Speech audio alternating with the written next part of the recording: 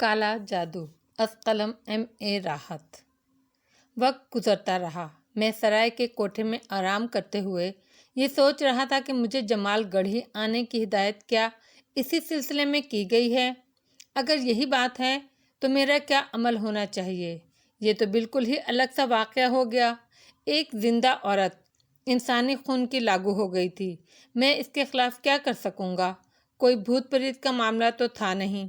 शाम के तकरीबन 4:30 बजे होंगे कि बाहर से बातें करने की आवाज़ सुनाई दी और फिर किसी ने मेरे इस कोठे या कमरे की कुंडी बजाई। बाहर निकला तो बेगम अलादीन खड़ी हुई थी। चेहरे पर खौफ के आसार थे। कहने लगी, मुसाफिर भैया, ठाकुर जी के आदमी आए हैं तुम्हें बुलाने के लिए, बाहर खड़े हुए हैं। कौन ठाकुर जी? अरे अपनी बस्ती के मुखिया हैं, कोहली राम महाराज, जुबैदा बेगम ने बताया। मैंने जल्दी से जूते वगैरह पहने बाहर निकल आया। 2 आदमी खड़े हुए थे। कहने लगे, भाई साहब, आपको ठाकुर जी ने बुलाया है भाग बरी के बारे में मालूमात हासिल करने के लिए। अच्छा चलो, चल रहा हूँ। अलादीन अभी तक वापस नहीं आया था। वाकई मस्त मौला आदमी था। घर की कोई परवाह नहीं थी उसे। जुबैदा बेगम ने मेरे बाहर निकलते ही दरवाज़ा मजबूती से बंद कर लिया। मैं उन दोनों के साथ आगे बढ़ता रहा और जमाल गढ़ी के छोटे छोटे घरों के दरमियान से गुजरता हुआ एक बड़े से घर के सामने रुका जो लाल रंग की ईंटों से बनाया गया था और यकीनन यही कोहली राम जी का घर था। बड़े से घर के सामने जमाल गढ़ी के सैकड़ों अफराद जमा थे। हर एक अपनी अपनी कह रहा था। दोनों आदमी मेरे लिए उनके दरमियान रास्ता बनाने लगे और मैं घर के सामने पहुंच गया। बड़ी सी पत्थर की चौकी बनी हुई थी जिस पर मुखिया जी बैठे हुए थे। सूरत ही से मगरूर आदमी मालूम होते थे। दूसरे तख्त से नीचे ही खड़े हुए थे। बाएं तरफ एक मफलूकुल हाल नौजवान नजर आया जिसे रस्सी से कस दिया था। इसका रुखसार नीला पड़ा हुआ था। एक आंख भी नीली हो रही थी। होंठ सूजे हुए थे। पेशानी पर खून जमा हुआ था। कपड़े फटे हुए थे। साफ लगता था इसे बहुत मारा गया है। मैंने फौरन अंदाज़ा लगाया कि ये तुलसी या इन लोगों की ज़ुबान में तुलसिया था। काबिल रहम और शरीफ मालूम होता था। सलाम करो ठाकुर जी को, मुझे लाने वालों ने कहा। मैंने सर्द नज़रों से उन दोनों को देखा, फिर ठाकुर को जो मुझे देखते हुए बाएं मूंछ पर हाथ फेरने लगा था। ठाकुर जी, ये मुसाफिर हैं, मुझे लाने वाले दूसरे आदमी ने कहा। कहाँ से आए हो? ठाकुर ने पूछा। दूर से। जगह का नाम तो होगा? हाँ है, मगर बताना ज़रूरी नहीं। अरे ठाकुर जी पूछ रहे हैं, बताओ। उन्हीं 2 में से एक ने सरगोशी की। तुम बकवास बंद रखो, मैंने गुर्रा कर कहा और वो शख्स बंगले झांकने लगा। दरोगा लगे हो कहीं के, कोई नाम तो होगा तुम्हारा? ठाकुर ने कहा। तुमने मुझे मेरे बारे में पूछने के लिए बुलाया था ठाकुर? पूछ लिया तो क्या कोई बुराई है? बस मुसाफिर हूँ, इतना काफ़ी है। असल बात करो। कहाँ ठहरा है ये? ठाकुर ने दूसरे लोगों से पूछा। अलादीन की सराय में। मुसलमान है। ठाकुर ने दूसरी मूंछ पर हाथ फेरा। क्या देखा भाई तूने? उन लोगों ने तुम्हें बता दिया होगा। मुझे उस शख्स पर गुस्सा आ गया था। तू बता। बस इतना देखा कि वो औरत लाश के पास बैठी थी। मुझे देखकर खड़ी हो गई और चीख मार कर भागी। फिर खेतों में जा घुसी। बाद में जनक राम ने इसे वहीं देखा था। वो लड़के का कलेजा चबा रही थी। ठाकुर ने पूछा। ये मैंने नहीं देखा, उसकी पीठ मेरी तरफ थी। ठाकुर जी, इनके हाथ खून से रंगे हुए थे, मुंह पर भी खून लगा हुआ था, जनक राम ने कहा। तब मैंने उसे देखा, वो भी मजमे में मौजूद था। चलो मान लिया मैंने, भाग भरी डायन बन गई है, मगर तुलसी का इसमें क्या दोष है? ये उसका भाई है। हीरा बोला। अरे तो ये तो नहीं कहता इससे कुछ? उस बेचारे को तुमने क्यों मारा? ठाकुर बोला। इससे कहो ठाकुर तलाश करे अपनी बहन को और लाए उसे पकड़कर बस्ती वालों के सामने। जनक राम बोला। और तुम सब चूड़ियाँ पहनकर घरों में जा घुसो। ठाकुर आंखें निकालकर बोला। हमारे दिल में जो चिता सुलग रही है ठाकुर, तुम उसे नहीं देख रहे। जनक राम बोला। तुम सब कुछ देख रहा हूँ मैं, बहुत खबर है मुझे, दिल का हाल भी जानता हूँ, मगर ये इसकी जिम्मेदारी नहीं है। तुम सब मिलकर उसे ढूंढो और ये भी ढूंढेगा, तुम्हारे बीच में कुछ नहीं बोलेगा। अरे तो ये तो नहीं कहता उससे कुछ। इस बेचारे को तुमने क्यों मारा? ठाकुर बोला। इससे कहो ठाकुर तलाश करके लाए अपनी बहन को, उसे पकड़ कर लाए बस्ती वालों के सामने। जनक राम बोला, और तुम सब चूड़ियां पहनकर घरों में जा घुसो। ठाकुर आंखें निकाल कर बोला, हमारे दिल में जो चिता सुलग रही है ठाकुर, तुम उसे नहीं देख रहे। जनक राम बोला, सब कुछ देख रहा हूँ, बहुत कुछ खबर है मुझे, दिल का हाल भी जानता हूँ, मगर ये इसकी जिम्मेदारी नहीं है। तुम सब मिलकर ढूंढो उसे, ये भी ढूंढेगा, तुम्हारे बीच में कुछ नहीं बोलेगा। खोलो इसे और खबरदार, इसके बाद किसी ने इसे हाथ लगाया। अरे माधु, खोल दे इसे। एक दुबला पतला आदमी तुलसिया के बदन से रस्सी खोलने लगा। अब तुम जाओ दरोगा जी, बस पूछ लिया हमने तुमसे, इस बार ठाकुर ने मुझे देखते हुए कहा। फिर अपने नौकर माधु से बोला, अरे अंदर ले जा, इसे हल्दी चूना लगा दे, मार मार कर हुलिया बिगाड़ दिया है इसका। अबे शक्ल क्या देख रहा है मेरी, ले जा अंदर। आखिर में ठाकुर जी ने कड़क कर माधु से कहा। माधु तुलसी का हाथ पकड़कर अंदर जाने के लिए मुड़ गया। ठाकुर साहब दूसरों से बोले, जाओ भाइयों, घरों को जाओ, पहले भी बुरा हुआ था, अब भी बुरा हुआ है, मगर बात ऐसे कैसे बनेगी। गधे पे नहीं चला, गधिया के कान ईंठे। अब तो डाइन का पता भी चल गया, भाग बरी को पकड़ लो। मगर सुनो, जो मैं कह रहा हूँ सुनो, मैं मुखिया हूँ जमाल गढ़ी का, खुद फैसला मत कर बैठना, पुलिस बुलवा लूँगा। भाग भरी मिल जाए तो पकड़कर मेरे पास ले आना ससुरी को। लोग मुंतशिर होने लगे, मैं भी पलट पड़ा। थोड़ी दूर चला था कि अलादीन मेरे करीब आ गया। खूब आए भैया मुसाफिर, तुम हमारे जमालगढ़ी में, खेल ही न्यारे हो गए। अरे तुम अलादीन कहाँ गायब हो गए थे। अरे बस मुसाफिर भैया, बतीरे काम थे, रघबीर राम के बेटे के क्रियाक्रम में शमशान गए थे, फिर बेचारे तुलसिया के घर नित देखते रहे। ठाकुर के आदमी ना पहुंच जाते तो जनक राम उसका भी क्रियाक्रम करवा देता, बड़ा लेट है। तुलसी को मारना तो गलत था, मैंने उसके साथ आगे बढ़ते हुए कहा। वो तो है, पर जनक राम पर खून सवार है, मेरे ख्याल में बुरी बात है। तुम्हारा ये मुखिया अजीब नहीं है, मैं तो समझ रहा था इसी ने तुलसिया को बांधा होगा। अरे वो मुसाफिर भैया, तुमने उसे 2 कौड़ी का करके रख दिया। अलादीन ने कहका लगाया, मुंह देखता रह गया तुम्हारा। मुत्तसब आदमी मालूम होता है, अजीब से अंदाज में कह रहा था कि मैं मुसलमान हूँ। ना मुसाफिर भैया, आदमी बुरा नहीं है, असल बात बताऊं क्या, जात का ठाकुर नहीं है, बना हुआ है। क्या मतलब? अहीर है हरनामपुर का। ठाकुराइन गीतानंदी का मन भाया था, उन्होंने माँ बाप की मर्जी के बगैर शादी कर ली इनसे। हरनामपुर के ठाकुर संधा नंदी ने दौलत जायदाद देकर दूर जमालगढ़ी फिकवा दिया। यहाँ ठाकुर कहलाता है, अपने आप को मुखिया बन गया। दौलत के आगे कौन बोले, सबने मुखिया मान लिया। लोगों के काम आ जावे है, खून खराब है, इसलिए सोचे है सब सलाम करें, सर झुकाएं, और कोई बात नहीं। और कोई सर नहीं झुकाए तो खुद झुक जाता है। सबको पता चल गया है कैसा आदमी है, इसीलिए लोग इसका मान रख लेते हैं। दिलचस्प बात है, अब क्या होगा ये तो मौला ही जाने, मगर समझ में कुछ नहीं आया। भाग भरी पागल तो है, मगर मौला जाने ऐसी क्यों हो गई। छोड़ेंगे ना ये लोग, उस दूसरी बस्ती से भाग ही जाए तो अच्छा है। अलादीन ने दुखी लहजे में कहा। इतने में सराय आ गई थी। दुबैदा बहन, खाना पकाया है क्या? हाँ, मूंग की दाल में पालक डाला है, मगर पैसे नहीं दिए थे तुमने। अरे बंदी खुदा की, अरे खुदा की बंदी, कुछ तो आँख का शर्म रखा कर। लो, घोड़ा घास से यारी करे तो खाए क्या। बहन ठीक कह रही हैं अलादीन भाई, आपने वैसे ही मेरे साथ रियायत कर दी है। ये लें पैसे बहन, मैंने मतलूबा पैसे दे दिए, बाकी पैसे भी दे दिए, और कहा कि कल मज़ीद पैसे दूंगा, वरना यहाँ से चला जाऊंगा। रात हो गई, चारों तरफ सन्नाटा फैल गया। बाहर मिट्टी के तेल का स्ट्रीट लैंप रोशन था, जिसकी रोशनी एक खिड़की के शीशे से छनकर आ रही थी। मैं बिस्तर पर लेटा सोच रहा था कि अब मुझे क्या करना चाहिए। हुक्म मिला था जमालगढ़ी जाऊं, वहां से बुलावा है, आ गया था। वाकया भी मेरे हम रकाब था।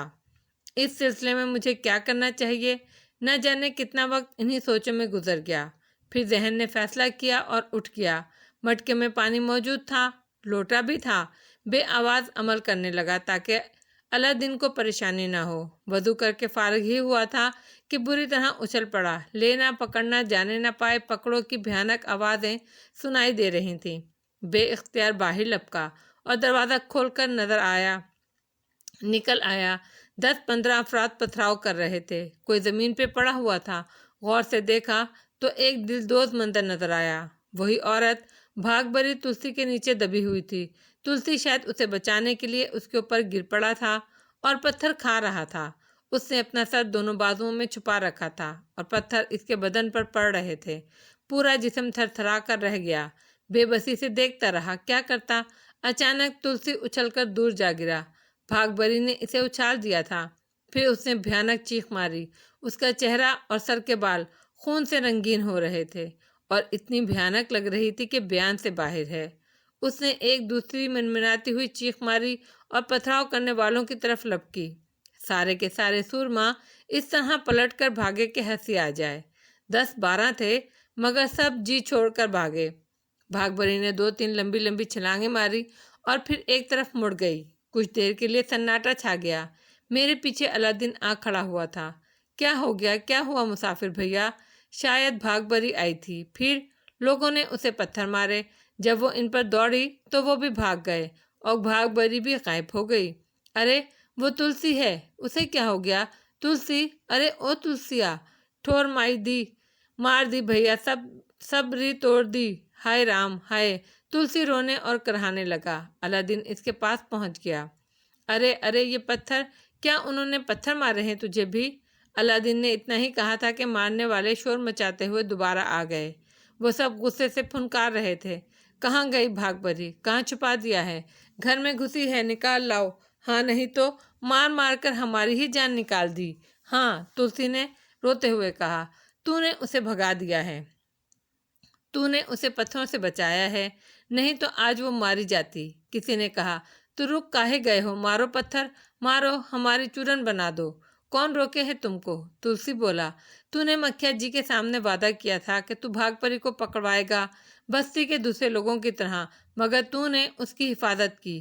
एक और शख्स ने इल्ज़ाम लगाया, अरे तुहार हिफाजत, चलो जरा तुम लोग मुखिया के पास, हम उन्हें बताएंगे कि हम भागभरी को दबोच लिए। वो आ रही थी, सबने उसे पत्थर मारा और भगा दिया। तुलसी ने बदस्तूर रोते हुए कहा। इस बात पर सबको सांप सूख गया। फिर उनमें से एक ने आगे बढ़कर तुलसी से हमदर्दी से कहा, तूने इसलिए पकड़ा था तुलसी उसे? अरे जाओ, बस जाओ, तुम लोग बड़े सुरमा हो, मरे को मारे हो। लोग एक एक करके खिसकने लगे। फिर सन्नाटा हो गया। तुलसी अभी रो रहा था बच्चों ही की तरह, और न जाने क्यों मेरा दिल कट कर रह गया। अलादीन आगे बढ़कर उसके पास पहुंच गया। उठ तुलसिया, उसने तुलसी का बाजू पकड़कर उठाते हुए कहा, और वो उठ गया। बड़ा मारा है हमका सबने, और दीनू भैया सुबह से मार रहे हैं। वो बदस्तूर रोता हुआ बोला, अरे हमारे साथ अंदर आ जा। अलादीन ने उसे सराय में ले आया, अंदर लाकर बिठाया और फिर बोला, जुबैदा, अरे क्या घोड़े बेच कर सोई है? एक प्याला दूध तो ले आ। हम ना पिए दीनू भैया, दी नहीं चाहे हमारा, भैया की सौगंध ना दी चाहे। तुलसी अब भी इसी तरह रो रहा था। चुप हो जा तुलसी, क्या ज़्यादा चोट लगी है? अलादीन ने हमदर्दी से कहा, अरे हम चोट पे नहीं रो रहे, हमारा मन तो बहना के लिए रो रहा है। माता की सौगंध, देखो भैया, हमारी बहना है वो, हम उसे जाने हैं, और सुसरी तो खुद भाग जली है, औलाद के दुख की मारी है, तुम खुद देखत हो। बच्चे उसे पत्थर मारे हैं, वो उनसे कुछ कहे हैं कभी? मगर तुलसी, सुबह को उसे मुसाफिर भैया ने देखा था। अलादीन बोला, अरे पगलिया है वो तो, डलत डोलत फिरती है, शरीर पड़ा देखा होगा, रखबुर के छोरे का बैठ गई होगी टटोलने। खून लगा हाथों पर, मुंह किसी ने उसे कलेजा खाते हुए देखा क्या? मेरा दिल धक से हो गया। ऐसा भी तो हो सकता है, ये मुमकिन था।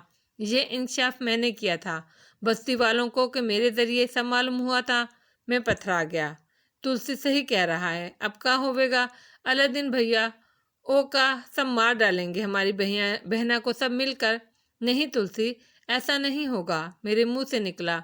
ऐसा ही होगा, हमका पता है। अगर भागभरी ने दीवानगी में उन बच्चों को मारकर उनका कलेजा नहीं खा लिया है तुलसी, तो मैं वादा करता हूँ जमाल गढ़ी वालों को यह गलतफहमी दूर कर दूंगा।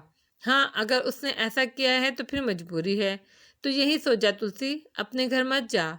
ना दीनू भैया, घर जाने दे, अगर वो फिर आ गई तो। दीनू भैया, हम कोई उसे पकड़ थोड़ी रहे थे, हम तो उसे भगा रहे थे, उस पर पड़ने वाले पत्थर खा रहे थे।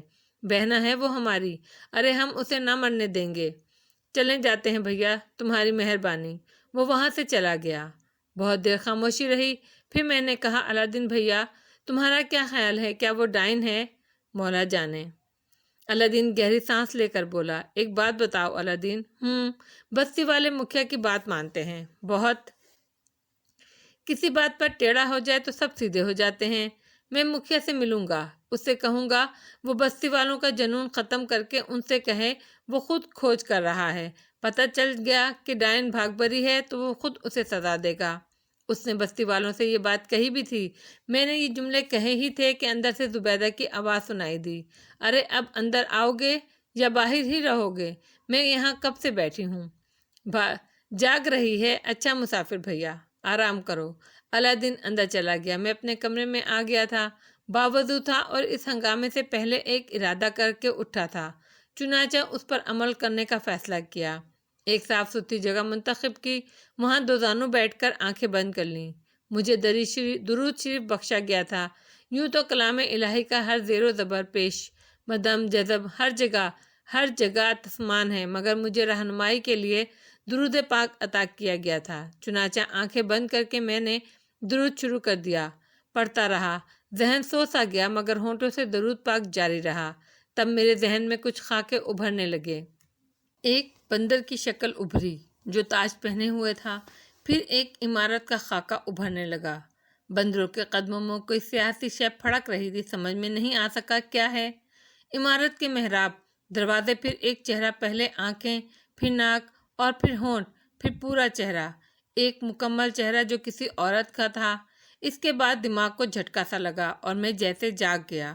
میری پیشانی شکن آلود ہو گئی، کچھ سمجھ نہیں پا رہا تھا۔ وہ چہرہ یاد تھا، عمارت کے نقوش یاد تھے، اور بس دیر تک اس کے بارے میں سوچتا رہا۔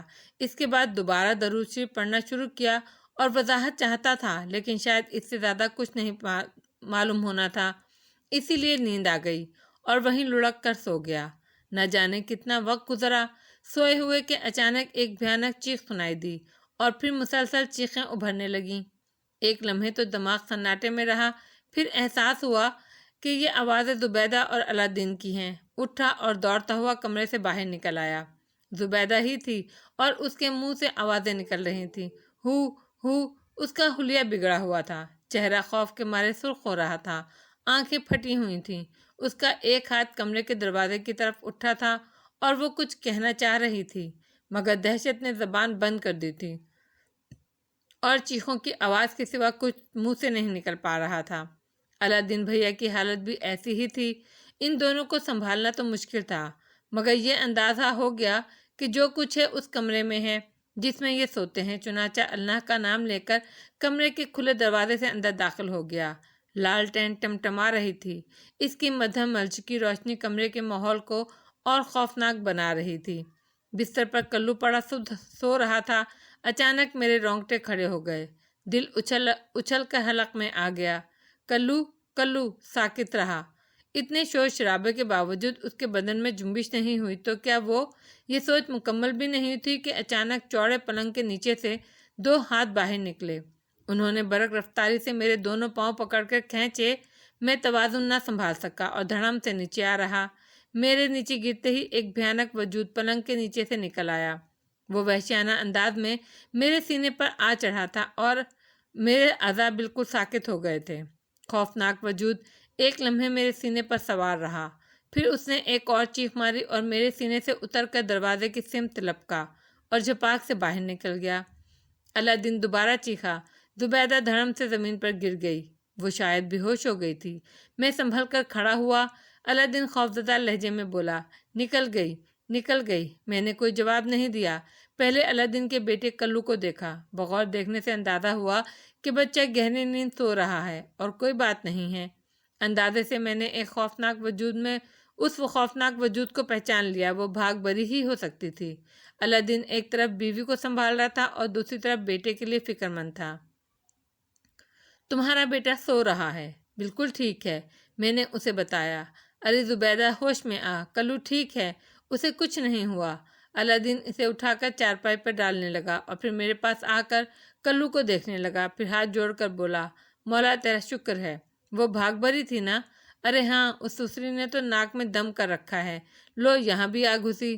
اب کیا ہوگا؟ مولا نہ چاہے کہ اگر ہم نہ جاگ نہ جاتے تو کیا ہوا؟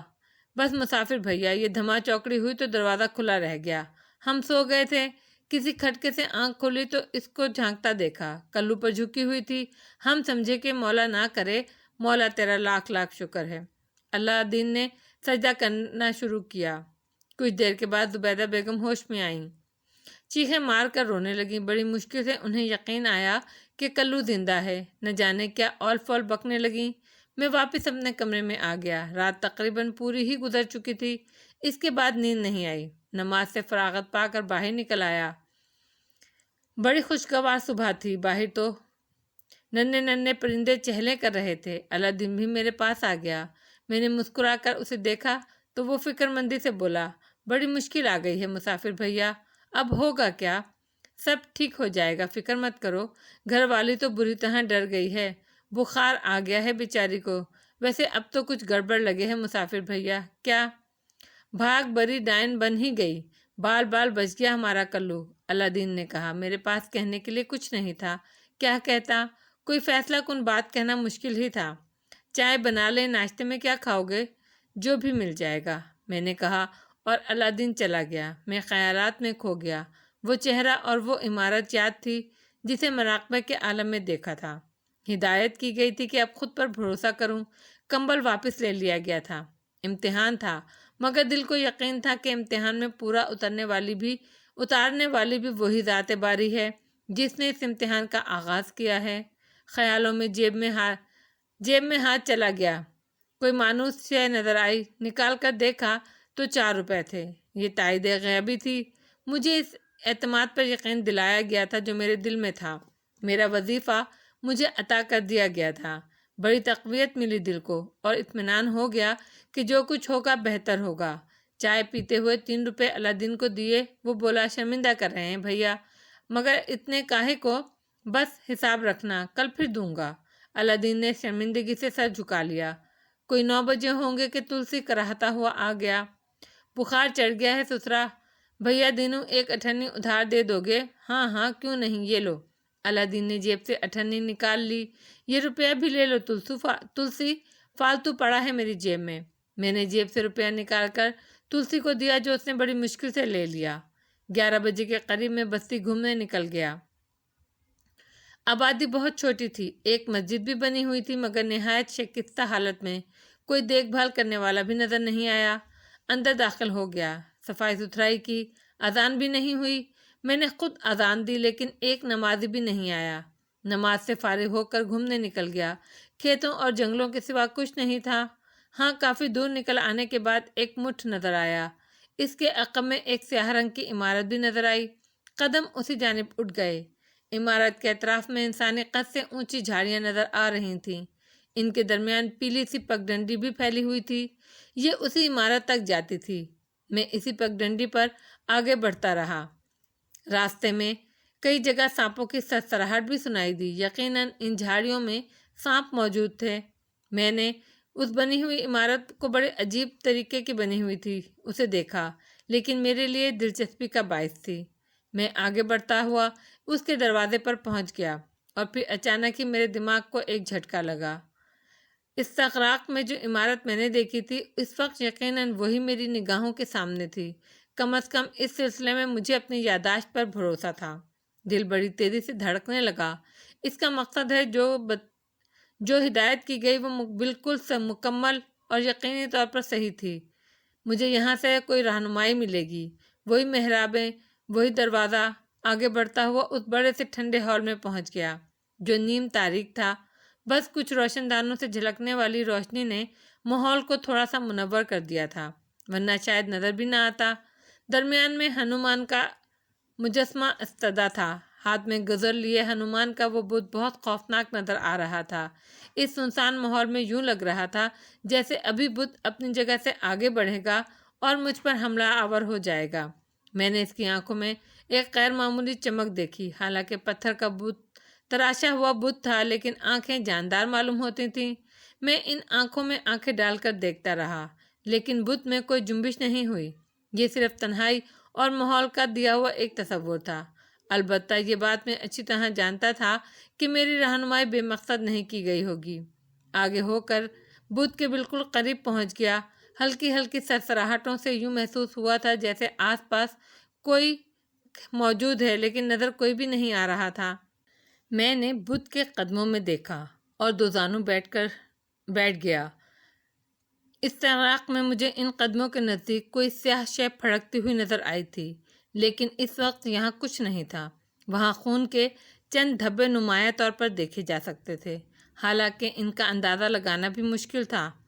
میں نے الٹے ہاتھ سے خون کو تھوڑا سا رگڑ کر دیکھا تو وہ اپنی جگہ سے چھٹ گیا اور اس کے چھوٹے چھوٹے ذرات میری انگلی میں لگے رہ گئے۔ اس کے بعد میں نے اس ہال کے ایک گوشے کا جائزہ لیا۔ اندرونی سمت ایک دروازہ بنا ہوا تھا۔ ہمت کر کے میں اس دروازے سے اندر داخل ہو گیا۔ چھوٹا سا ایک صحن تھا لیکن بالکل خالی، کوئی شے موجود نہیں تھی۔ وہاں سے باہر نکل آیا اور یوں لگا جیسے کوئی بھاگ کر دروازے سے باہر نکل گیا ہو۔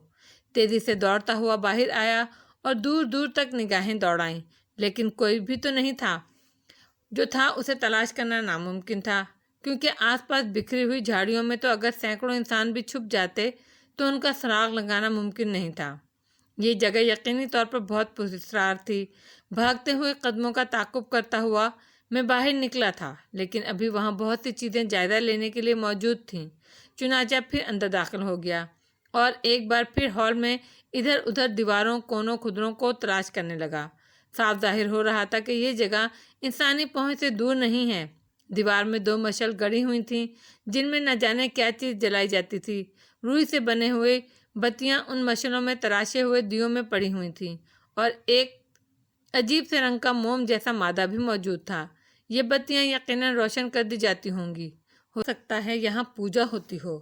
ظاہر ہے مذہب کے متوالے اپنے اپنے دھرم کے مطابق یہ عمل کرتے ہی ہیں، لیکن جگہ بے حد بھیانک اور پراسرار تھی۔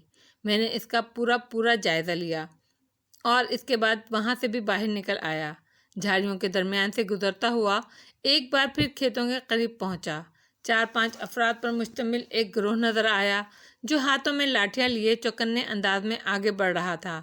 یہ سب غیر مانوس شکلوں والے تھے، لیکن شاید وہ مجھے جانتے تھے۔ تیکھی نگاہوں سے مجھے دیکھنے لگے اور میری طرف اشارہ کر کے باتیں کرنے لگے۔ میں خود ہی ان کے قریب پہنچ گیا۔ میں نے کہا، کیا کر رہے ہو بھائی؟ اسی چڑیل کو تلاش کر رہے ہیں۔ ڈائن بچ کر کہاں جائے گی ہمارے ہاتھوں سے؟ ارے بستی میں آگ لگا دی ہے اس نے، ہر گھر میں رونا پیٹنا مچا ہے سسری کی وجہ سے۔ بھگوان کی سوگند، نظر آ جائے جیتا نہیں چھوڑوں گا۔ میں نے ایک ٹھنڈی سانس لی اور وہاں سے آگے بڑھ گیا۔ پھر جان بوجھ کر نہیں گیا اس طرف، بس ایسے ہی کچے پکے مکانوں کے بیچ سے نکلا کہ سامنے مکھیا کا گھر نظر آ گیا۔ غالباً یہ عقبی راستہ تھا۔ یوں ہی ٹہلتا ہوا آگے بڑھا اور اس گھر کے قریب پہنچ گیا، لیکن آج بھی وہاں تماشا ہو رہا تھا۔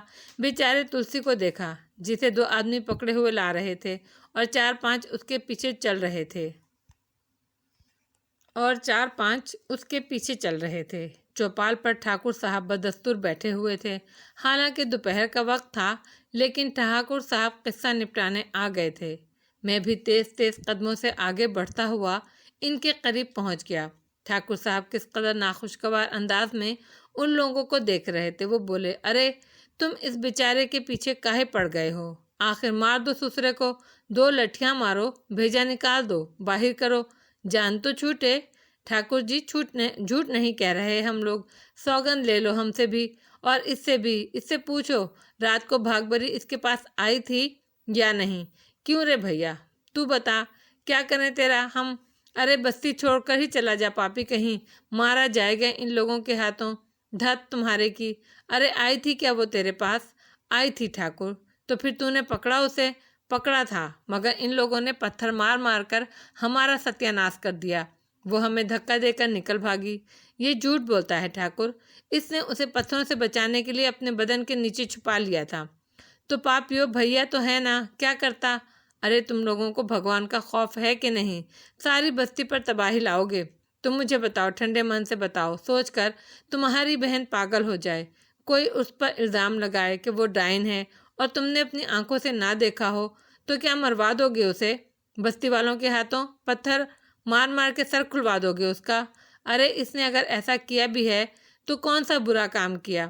کیا تم یہ بات کہنا چاہتے ہو کہ یہ بھی اپنی بہن کے ساتھ بچوں کو مارتا ہے؟ بولو، جواب دو۔ اگر ایسا نہیں ہے تو اس بیچارے کے پیچھے کیوں پڑ گئے ہو؟ جاؤ پکڑ لو کہیں سے بھاگ بری کو، لے آؤ سسری کو میرے پاس۔ میں خود تم سے کہوں گا کہ جان نکال لو اس کی۔ ارے کسی نے ٹھیک سے دیکھا تو ہے نہیں اور پڑ گئے پیچھے۔ دیکھو، میں نے تم سے پہلے بھی کہا تھا اور اب بھی کہہ رہا ہوں کہ اسے سمجھ لو۔ تلسی کو اس کے بعد اگر کسی نے ہاتھ لگایا تو مجھ سے برا کوئی نہیں ہوگا، اور بھاگ بری کے بارے میں بھی میں تم سے یہی کہتا ہوں۔ دیکھ لو، پکڑ لو تو جان سے مت مارنا، پہلے میرے سامنے لے کر آنا۔ میں نے کسی کو نہیں کھا جائے، میرے سامنے کسی کو نہیں کھا جائے گی، سمجھے؟ سورماؤ، اس بیچارے کو بار بار پکڑ کر لے آتے ہو۔ یہ انصاف نہیں ہے ٹھاکر صاحب۔ یہ آواز جنک رام کی تھی۔ ہے جنک رام بھیا، ہم جانے ہیں تیرے من میں آگ لگی ہے، پر ایسا تو نہ کر جیسا تو کر رہا ہے۔ بھاگ بری پھر پکڑ کے لے آئے گا تو ہم تجھ سے کچھ نہیں کہیں گے۔ اس بیچارے کی جان کے پیچھے کیوں لگ گئے ہو؟ دیکھو تلسی، اب بھاگ بری اگر تیرے پاس اب آ جائے تو بھیا مت بنیو اس کا، پکڑ کر ہمارے پاس لے آئیو، ہم بھی تو دیکھیں ذرا ڈائن کو کھلی آنکھوں سے، پتہ تو چل ہی جائے گا سسری کب تک چھپی رہے گی۔ تم نے تو بھیا مغز خراب کر کے رکھ دیا ہے۔ ٹھاکر کوہلی رام دونوں ہاتھوں سے سر پیٹنے لگا۔ اسے کچھ نہیں کہو گے ٹھاکر؟ جنک رام بولا۔ کیا کہیں اور کیا نہ کہیں، بتاؤ، اور کیا کہیں؟ ادھر آ رے تلسی، ادھر آ ہمارے پاس۔ تلسی رام آگے بڑھا اور اس کے پاس آ گیا۔ ٹھاکر نے اس کا ہاتھ پکڑا اور چونک پڑا۔ ارے تجھے تو تاپ چڑھا ہے؟ کل سے پیٹ رہا ہوں ٹھاکر، دن بھر مارا، رات کو مارا، تاپ نہ چڑھے گا تو اور کیا ہوگا؟ تلسی رام رو کر بولا اور ٹھاکر کا چہرہ غصے سے سرخ ہو گیا۔ پاپیو، جان لیے بنا نہ چھوڑو گے اسے؟ ارے کچھ شرم کرو، کچھ شرم کرو۔ سنو رے، کان کھول کر یہ سب کے سب۔ جنک رام تو بھی سن لے بھیا، تیرا دکھ اپنی جگہ، مگر تم سب نے مل کر ہمیں مکھیا بنایا ہے تو مکھیا کا مان بھی دے دو۔ اس کے بعد تلسی کو کوئی ہاتھ نہیں لگائے گا، ورنہ ہم پولیس کو بلائیں گے اور پھر کسی کی نہیں سنیں گے۔ اس کا پارٹ لے رہے ہو ٹھاکر؟ کسی نے کہا۔ چور سیارو، چور سیا، ٹھاکر نے کسی کو آواز دی اور ایک قوی ہیکل آدمی آگے بڑھ آیا۔ دیکھو تو کون بولا؟ پکڑ لو اسے اور 20 جوتے لگا دو اس کی کھوپڑی پر۔ کون بولا تھا پاٹ والی یہ بات؟ ٹھاکر نے آنکھیں نکال کر مجمع کو گھورتے ہوئے کہا، لیکن دوبارہ کوئی نہیں بولا۔ ٹھاکر نے اس وقت شاید مجھے دیکھا تو پھر میں نے کہا، بات سمجھ میں آ گئی ہو تو جاؤ، اپنے گھروں کو جاؤ، جو کہا ہے اسے یاد رکھو، ورنہ ذمہ دار خود ہوگے۔ زبان مت چلاؤ حرام خورو ہم سے، جاؤ سب جاؤ۔ لوگ گردنیں جھکائے چل پڑے۔ میں بھی واپسی کے لیے مڑا تو ٹھاکر نے جلدی سے کہا، ارے او دروغہ جی، تم کہاں چلے؟ ذرا ادھر آؤ ہمارے پاس۔ میں جانتا تھا دروغہ سے کہا گیا ہے۔ رک گیا، مڑ کر ٹھاکر کوہلی رام کے پاس پہنچ گیا۔ جی ٹھاکر صاحب، مہربانی، تمہاری بھائی کی عزت سے نام لے لیا، ہم تو سمجھ رہے تھے بھنگی چمار کہو گے ہمیں۔ آپ یہ کیوں سمجھ رہے تھے ٹھاکر صاحب؟ میں نے مسکراتے ہوئے کہا، ایسا ہی لگے ہے ہمیں۔ بیٹھو بیٹھو، جمال گڑھی میں مہمان آئے ہو، ہم بھی یہیں کے رہنے والے ہیں۔ آپ حکم دے کر بلوا لیتے ٹھاکر صاحب، الادین کی سرائے میں ٹھہرا ہوں۔ تم ہمارا حکم کاہے مانتے بھیا؟ دبیل میں بسو ہو ہماری کیا؟ 2 پور سے سلام تو کیا نا تم نے؟ سلام اپنی مرضی سے کیا جاتا ہے ٹھاکر، آپ کی بستی میں بھی مسلمان رہتے ہیں، آپ ضرور جانتے ہوں گے کہ مسلمان کسی کے حکم پر نہیں جھکتے۔ ارے بیٹھو تو 2-4 گھڑی کچھ جلپان کرو۔ شکریہ، میں بیٹھ جاتا ہوں۔ تم خوب پھنسے ہو اس پھیر میں، بستی میں کسی سے ملنے آئے تھے یا ایسے ہی گزر رہے تھے؟ بس گزر رہا تھا ٹھاکر، پتہ نہیں میری بدقسمتی تھی یا کسی اور کی کہ میں نے وہ منظر دیکھ لیا۔ بھگوان جانے کیا سچ ہے کیا جھوٹ، فیصلہ تو بھگوان ہی کرے گا۔ بھاگ بری باولی ہو گئی ہے، بچے مر گئے تھے، اس کے پتی بھی مر گیا ہے بیچارہ، مگر اسے کیسے ہے ایسا کیسے ہو گیا؟ ایسی عورت ڈائن بن گئی؟ وہ باولی تو ہے، ہو سکتا ہے بچے کی لاش پڑی ہو اور وہ پاگل پن میں اس کے پاس بیٹھ کر اسے ٹٹولنے لگی ہو۔ تم نے غور سے اسے دیکھا تھا؟ وہ بچے کو مار رہی تھی۔ پہلے بھی بتا چکا ہوں، اس کی پیٹھ تھی میری طرف۔ بھگوان جو کرے اچھا کرے، بستی والے اسے چھوڑیں گے نہیں۔ ہم تو کچھ اور سوچ رہے ہیں، پولیس لا کر بھاگ بری کو پکڑوا دیں، پولیس جانے اور اس کا کام۔ ابھی ٹھاکر نے اتنا ہی کہا تھا کہ اندر سے ایک لمبی تڑنگی عورت نکل آئی اور کرخت لہجے میں بولی، تمہیں پنچایت لگانے کے علاوہ اور کوئی کام بھی ہے؟ جب دیکھو پنچایت لگائے بیٹھے ہو، کاکا بلا رہے ہیں اتنی دیر سے۔ میں نے عورت پر نگاہ ڈالی اور دفعتاً دل دھک سے رہ گیا۔ یہ چہرہ اجنبی نہیں تھا، یہ وہی چہرہ تھا جسے میں نے مراقبہ کرتے ہوئے دیکھا تھا، اچھے نقوش مگر کرختگی لیے ہوئے۔ ٹھاکر بوکھلا کر اٹھا اور جلدی سے بولا، ہاں ہاں بس آ ہی رہے تھے۔ اچھا بھیا، پھر کبھی آؤ، آدمی بھیجیں گے تمہارے پاس، کبھی جلپان کرو ہمارے ساتھ۔ اچھا۔ وہ اٹھ کر اندر چلا گیا، لیکن میرا ذہن چکرایا ہوا تھا۔ وہی چہرہ، 100% وہی۔ مندر کی عمارت بھی نظر آ گئی تھی اور وہ عورت بھی۔ اب کیا کروں، کیسے کروں، کچھ سمجھ میں نہیں آیا۔ سرائے واپس آ کر بھی میں سوچتا رہا اور کئی دن سوچتا رہا، کچھ سمجھ میں نہیں آیا۔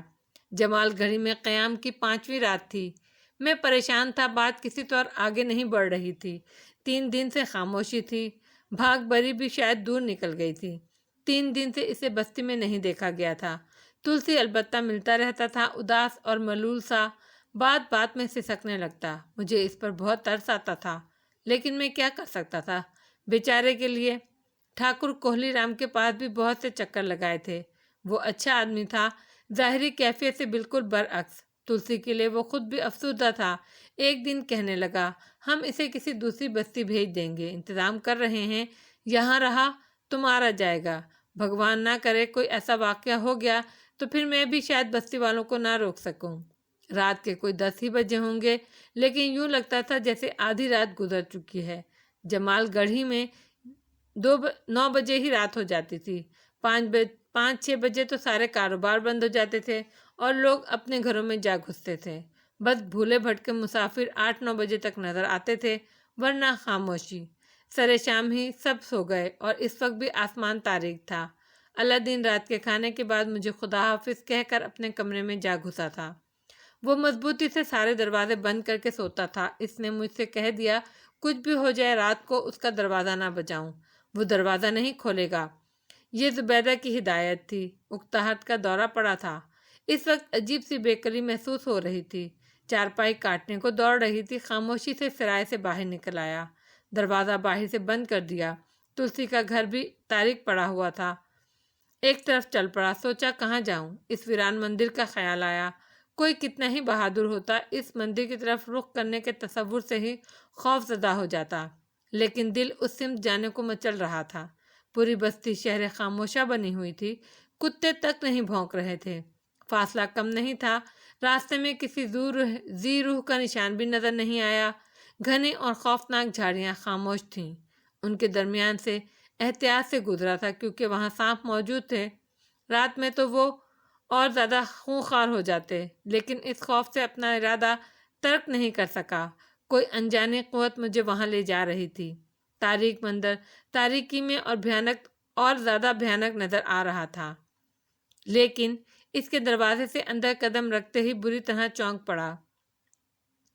کسی بچے کے سسک کر رونے کی آواز سنائی دے رہی تھی۔ وہ روتے ہوئے کہہ رہا تھا، ماں کھول دو، بھگوان کی سوگند اب باہر نہیں جاؤں گا، ماں بہت ڈر لگ رہا ہے، تمہاری بات مانوں گا، باہر نہیں جاؤں گا ماں، رسی میرے پیر کاٹ رہی ہے ماں، پیٹھ میں کچھ چبھ رہا ہے، کھول دو ماں۔ دھاڑ دھاڑ کرنے لگا۔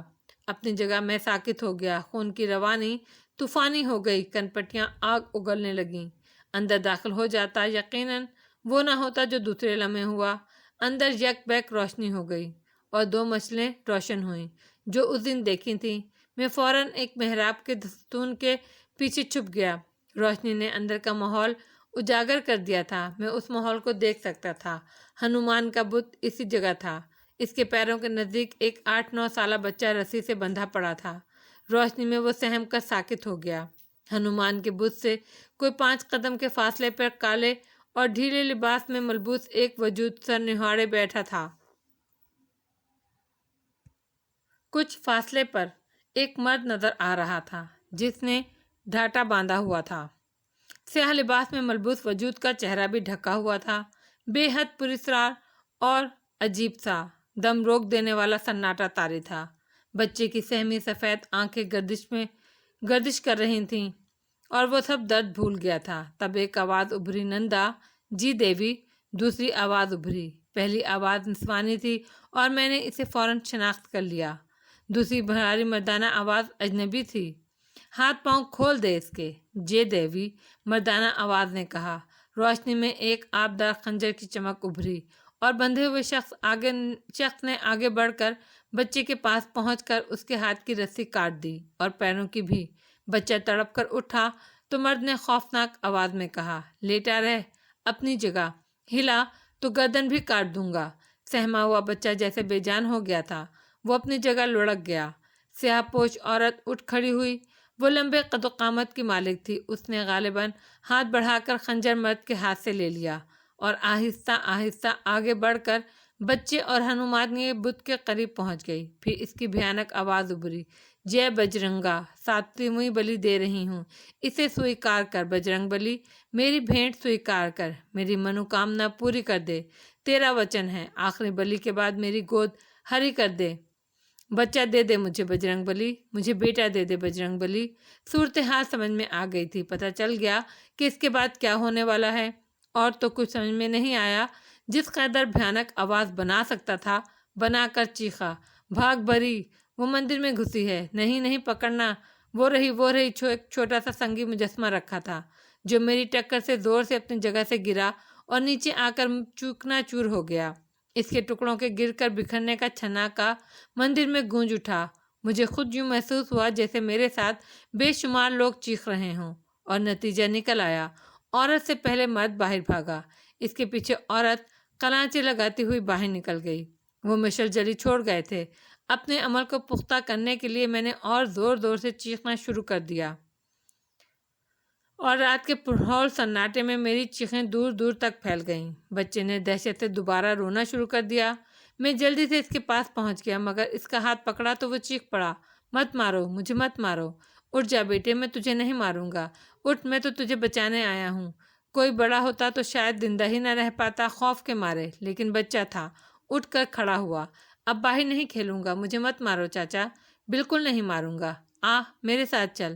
میں نے اس کا ہاتھ مضبوطی سے پکڑ لیا اور دروازے کی طرف بڑھتے ہوئے کہا، جانتا تھا باہر خطرہ ہے، کچھ بھی ہو سکتا ہے وہ جھاڑیوں میں چھپے ہوں، اکیلا پا کر حملہ کریں، مندر میں رکنے سے اور خطرہ تھا، آسانی سے گھیرا جاؤں گا، کسی نے اگر خبر کر دی اور مجھے اس بچے کے ساتھ دیکھ لیا گیا تو حالات مزید بگڑ سکتے تھے۔ سو نکل پڑا اور گاؤں کی طرف رخ کیا۔ اللہ کا نام لے کر باہر نکلا۔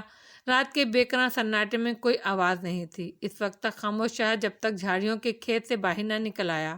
پھر میں نے بچے سے پوچھا، کیا نام ہے تیرا؟ للو۔ پتا کا نام کیا ہے؟ گنگو۔ تیرا گھر کہاں ہے؟ پچھلی پلے۔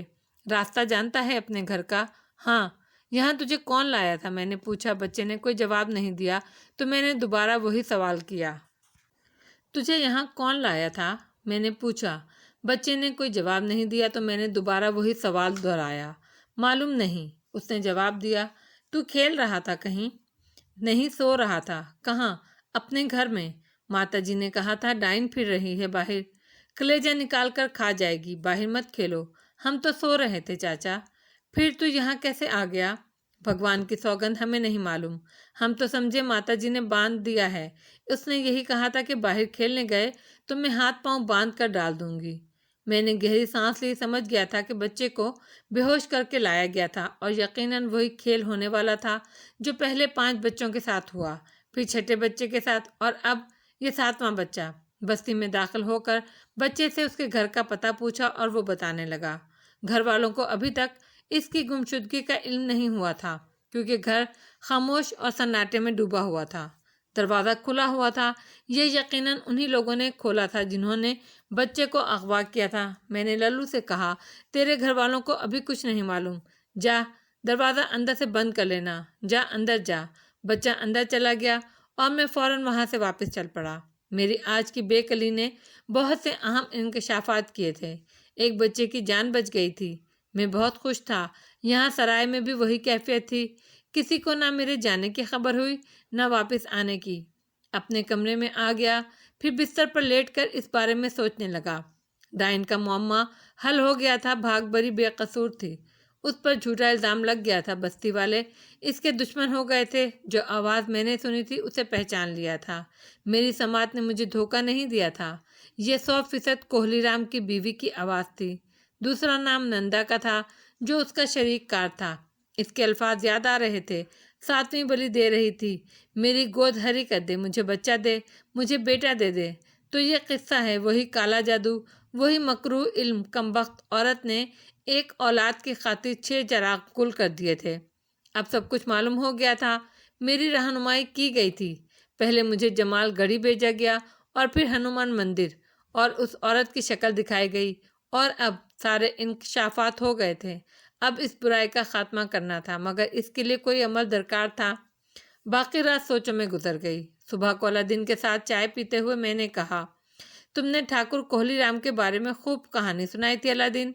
कौन सी कहानी भैया? यही कि वो खरा ठाकुर नहीं है। हाँ, मगर वो किसी से कहना नहीं मुसाफिर भैया, दुश्मनी हो जाएगी ठाकुर से। नहीं, मुझे क्या ज़रूरत है?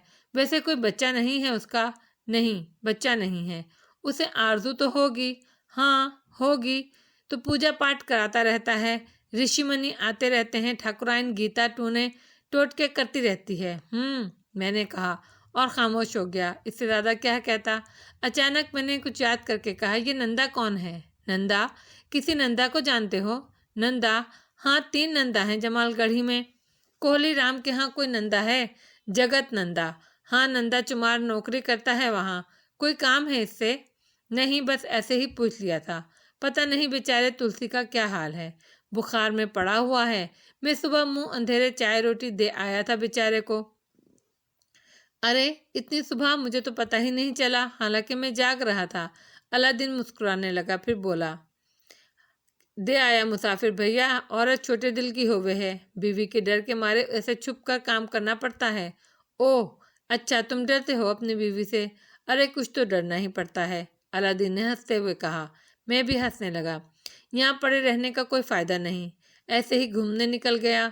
फिर किसी ख्याल के तहत कोहलीराम के घर का रुख किया। सामने से गुजर रहा था कि कोहलीराम ने कहीं से देख लिया। एक आदमी अंदर से दौड़ा आया, बोला, ठाकुर जी बुला रहे हैं। मैं इसके साथ चल पड़ा। कोहलीराम दरवाजे के बाद बगली सिमत बनी ड्योढ़ी में मौजूद था। आओ दरोगा जी, कहाँ डोरत घूमत हो? बस आपकी जागीर में घूम रहे हैं ठाकुर जी। बैठो, तुम भी हमें मनमौजी ही लगो हो। कहाँ के रहने वाले हो? मेरे मुंह से बेइख्तियार अपने शहर का नाम निकल गया। तवील अरसे के बाद ये नाम न जाने क्यों मेरी ज़ुबान पर आ गया था। कह तो दिया था, मगर दिल में ईंठन सी हुई थी।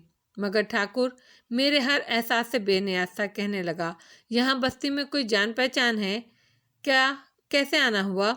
बस ठाकुर जी, ऐसे ही सैर सपाटे के लिए निकल आया। हो सकता है जमाल घड़ी से आगे जाऊं, मगर यहाँ जो वाक़यात देखे दिलचस्प लगे, सो यहाँ रुक गया। मैंने कभी कोई डायन नहीं देखी थी। बड़ा अजीब सा लगा मुझे, और मैं ये देखने के लिए रुक गया कि क्या देखें, उसका इंजाम क्या होता है। ठाकुर के चेहरे पर तशवीश के आसार फैल गए। उसने कहा, बस दरोगा जी, क्या बताएं, बस्ती पर आफत ही आ गई है। हमारी तो कोई औलाद है नहीं। दिल दुखता है इन सब के लिए जिनके बच्चे मारे गए हैं। समझ में नहीं आता भागबरी को क्या हो गया। अरे इंसान पागल तो हो ही जाता है। इसके साथ तो बुरी बीती थी, मगर इसके बाद जो कुछ वो कर रही है वो समझ में नहीं आता। हम कहते हैं भगवान उसे हम अपनी तरफ से मौत दे दे। बस्ती वालों के हाथ लग गई तो कुचल कुचल कर मार देंगे। बस्ती की औरत है, इसका पति भी बुरा आदमी नहीं था, पर बेचारी का घर बिगड़ा तो ऐसे कि लोगों की आंखों में आंसू निकल आते हैं सोच सोच कर। जी ठाकुर जी, क्या कहा जा सकता है। वैसे ठाकुर साहब, ये बात तो आपको पता ही है कि भागपरी को किसी ने ये सारे काम करते हुए नहीं देखा। मैं भी बता चुका हूँ, उस दिन वो पीठ किए बैठी थी मेरी तरफ। सिर्फ पागल है। ये भी तो हो सकता है कि लाश देखकर बैठ गई हो, दिमाग में कुछ ना आया हो। ठाकुर खामोशी से सुनता रहा। फिर वही हुआ जिसकी मुझे उम्मीद थी और जिसका शायद इंतज़ार भी था। ठाकुराइन अंदर दाखिल हुई, मुझे देखकर ठुटकी, देखती रही, और मैंने ये महसूस किया कि उसके चेहरे पर सोच के आसार नमूदार हो गए हैं। लेकिन ठाकुर साहब किसी कदर हवास बाख्ता हो गए। जल्दी से बोले, आओ आओ, इनसे मिलो। बस्ती के मेहमान हैं, यहाँ आए हुए हैं सैर सपाटे के लिए। और दरोगा जी, ये हमारी धर्म पत्नी हैं, बड़ी महान हैं ये। میں نے گردن خم کی۔ ٹھکرائن کے چہرے پر خشونت کے آثار بکھرے ہوئے تھے۔ مسکراہٹ تو وہ جیسے جانتی ہی نہیں تھی۔ میں نے خود ہی کہا، ابھی ابھی ٹھاکر جی سے بات ہو رہی تھی، آپ کا کوئی بچہ نہیں ہے۔ وہ پھر چونکی اور مجھے دیکھنے لگی۔ میری بات کا اس نے کوئی جواب نہیں دیا۔ ٹھاکر سے بولی، آج لکشمی پوجا ہے، کچھ انتظام بھی کیا تم نے؟ ارے ہمیں کیا کرنا، ہماری ٹھاکرائن جیتی رہیں۔ بھلا گھر کے کام کاج میں ہم کبھی کوئی دخل دیتے ہیں؟ ہاں، بس بیٹھ کر باتیں بنانے لگتے ہو، اس کے علاوہ اور کوئی کام آتا ہے تمہیں؟ ٹھاکر عجیب سے انداز میں ہنسنے لگا۔ وہ پیر پٹکتے ہوئے واپس چلی گئی۔ میری طرف دیکھ کر بولا، دوش اس کا نہیں ہے، پہلے ایسی نہیں تھی، مگر عورت جب تک ماں نہ بنے اپنے آپ کو پورا نہیں سمجھتی، یہ بھی ادھوری ہے اور اپنے آپ کو ادھورا ہی سمجھتی ہے۔ ہاں، ہو سکتا ہے میں اب چلوں، برا تو نہیں مان گئے ہوگے؟ یہ کہنا تو بیکار ہے کہ برا ہی نہ مانے ہوگے، مگر معاف کر دینا اسے، بس جو بھگوان کی مرضی۔ اچھا، چلتے ہیں۔ ٹھاکر خود بھی اٹھ گیا۔ ٹھاکرائن کے انداز سے یہ پتہ چل گیا تھا کہ اس کے ذہن میں میرے لیے کوئی خاص بات ضرور گونجی ہے۔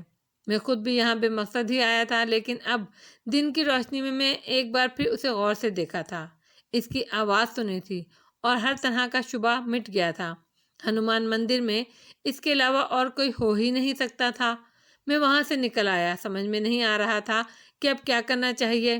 گھومتا پھرتا کھیتوں کی سمت نکل آیا۔ باجرہ پک رہا تھا، کھیتوں کے رکھوالے آوازیں نکال رہے تھے۔ میں ایک جگہ سے گزر رہا تھا کہ کھیتوں کی منڈ کے پیچھے سے ایک لمبا چوڑا آدمی باہر نکل آیا اور اس طرح میرے سامنے کھڑا ہو گیا جیسے میرا راستہ روکنا چاہتا ہو۔ وہ کڑی نظروں سے مجھے گھور رہا تھا۔ میں 2 قدم آگے بڑھ کر اس کے سامنے پہنچ گیا۔ کوئی بات ہے بھیا؟ میں نے اس سے سوال کیا۔ تم علادین کی سرائے میں ٹھہرے ہوئے ہو نا؟ اس نے سوال کیا۔ ہاں۔ تلسی کا گھر تمہارے سامنے ہے نا؟ ہاں، علادین نے یہی بتایا تھا۔ بھاگ بری تو نہیں آئی وہاں؟ اس نے پوچھا۔ نہیں، کیوں؟ بس اس لیے پوچھ رہا ہوں کہ تمہیں اس بات کا علم ہوگا۔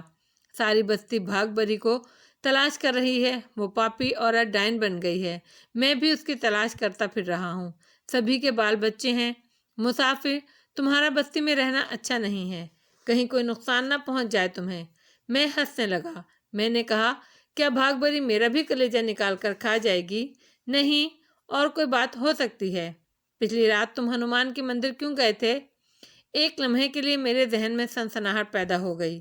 میں نے اسے غور سے دیکھا اور بولا، میں اور ہنومان مندر نہیں بھائی، میں مسلمان ہوں۔ تمہیں اسی سے اندازہ ہو گیا ہوگا کہ میں علادین کی سرائے میں ٹھہرا ہوا ہوں۔ میرا بھلا ہنومان مندر میں کیا کام؟ اور یہ ہنومان مندر ہے کہاں؟ ادھر سیدھے ہاتھ پر کھیتوں کے بیچوں بیچ چلے جاؤ، کافی دور جا کر ہنومان مندر نظر آتا ہے۔ پرانا مندر ہے، بھوت پریت کا بسیرا ہے، کوئی نہیں جاتا اس طرف، مگر میں نے رات کو تمہیں ادھر دیکھا تھا۔ بھول ہو گئی ہوگی تم سے، میں تو آج تک اس طرف نہیں گیا، لیکن کبھی دیکھوں گا ضرور جا کر کہ یہ ہنومان مندر ہے کیسی جگہ۔ بھول کر بھی نہ جانا، بھوت بہت سے لوگوں کو مار چکے ہیں۔ تمہارا شکریہ، مگر تمہیں میرا مطلب ہے یہ خیال کیسے آیا کہ میں تمہیں بھاگ بری کے بارے میں بتاؤں گا؟ بس ایسے ہی مجھے شبہ ہوا تھا کہ رات کو میں نے تمہیں ہنومان مندر کی طرف جاتے ہوئے دیکھا ہے۔ وہ چلا گیا۔ میرے ہونٹوں پر مسکراہٹ پھیل گئی، گویا ان لوگوں کو مجھ پر شبہ ہو گیا ہے۔ البتہ اب مجھے پورا یقین ہو گیا تھا کہ ان وارداتوں کے پیچھے ٹھکرائن ہی ہے۔ سرائے پہنچا تو علادین کہنے لگا، گنگو اور جنک رام 2 دفعہ آ چکے ہیں تمہیں پوچھتے ہوئے، نہ جانے کیا بات ہے، کہہ گئے ہیں کہ جیسے ہی تم آؤ میں تمہیں گنگو کے گھر لے آؤں۔ مجھے یاد آ گیا، بچے نے اپنے باپ کا نام گنگو ہی بتایا تھا۔ میں نے ایک لمحے میں فیصلہ کر لیا کہ اب مجھے یہ بات کھول دینی چاہیے، اس کے علاوہ چارہ نہیں تھا۔ گنگو اور جنک رام نے ہمارا پرتپاک خیر مقدم کیا۔ گنگو نے سیدھے سیدھے بچے کو میرے سامنے لا کھڑا کیا اور بچے نے گردن ہلاتے ہوئے کہا، یہی تھے باپو، تم نے میرے بچے کو بچایا ہے مسافر بھیا، یہ احسان تو مر کر بھی نہیں بھولیں گے ہم، مگر تمہیں یہ تو پتہ چل گیا ہوگا کہ بھید کیا ہے، گنگو نے کہا۔ علادین حیرت سے سب کچھ دیکھ رہا تھا، بولا، ارے ہمیں تو کچھ پتہ نہیں، کچھ ہمیں بھی تو بتاؤ۔ جواب میں گنگو نے اسے پوری تفصیل بتائی اور بولا، یہ کام تو دیوتا ہی کرے ہیں مسافر بھیا، ہمارے لیے دیوتا ہی تو ہیں، نہیں تو ہم بھی گئے تھے کام سے۔ چھورے نے انہیں پہلے بھی دیکھا تھا، پہچان لیا، اس نے ہمیں ساری کتھا سنائی۔ انہوں نے تو دیوتاؤں جیسا کام کیا تھا، خاموشی سے احسان تک نہیں جتایا ہم پر۔ دوستو، تم نے مجھ پر اعتماد کر ہی لیا ہے تو مجھے زبان کھولنی پڑ رہی ہے۔ بیچاری پاگل بھاگ بری کو بلا وجہ ہی ڈائن سمجھ لیا گیا ہے۔ اصل ڈائن کوہلی رام کی بیوی گیتا ہے۔ مجھے اس کے ڈائن بننے کی وجہ بھی معلوم ہو گئی ہے۔ پچھلی رات میں بے چین ہو رہا تھا، اسی لیے ٹہلتا ہوا ہنومان مندر جا نکلا اور وہاں میں نے یہ کھیل دیکھا۔ قصہ یہ ہے کہ گیتا کے ہاں اولاد نہیں ہوتی، جس کے لیے وہ جادو ٹونوں کا سہارا لے رہی ہے۔ اپنی آرزو پوری کرنے کے لیے اس نے 6 بچوں کی قربانی دے دی ہے اور 7ویں قربانی آخری ہوگی۔ میں اکیلا تھا، ورنہ اسے اس جگہ پکڑ لیتا، اس لیے میں نے بچی کی جان بچانے کے لیے شور مچا دیا اور وہ بھاگ گئی۔ پھر میرے لیے یہ ثابت کرنا بھی مشکل ہو جاتا۔ البتہ تم لوگ ایک بات ضرور دماغ میں رکھو، وہ 7ویں قربانی کے لیے دوبارہ کوشش کرے گی۔ میرے انکشاف سے سنسنی پھیل گئی۔ وہ پھٹی پھٹی آنکھوں سے مجھے دیکھ رہے تھے۔